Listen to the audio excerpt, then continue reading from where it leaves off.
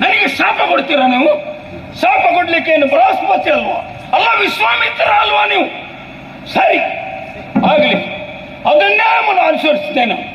ನೀವು ಹೇಳಿದ ಹಾಗೆ ನನ್ನ ಜೀವನದಲ್ಲಿ ನಡೆಯಿತು ಅಂತಾದ್ರೆ ಆವಾಗ ನಿಮ್ಮ ಕಾಲು ಹಿಡಿಯುತ್ತೇನೆ ಹೊರತು ಅನ್ಯತಾ ಗುಣವರ್ಮ ಕಳ ಬಗ್ಗಿಸುವ ಅಲ್ಲ. ಮತ್ತೊಂದು ಶಬ್ದ ಹೇಳಿದ್ರಲ್ಲ ದೇವತಾ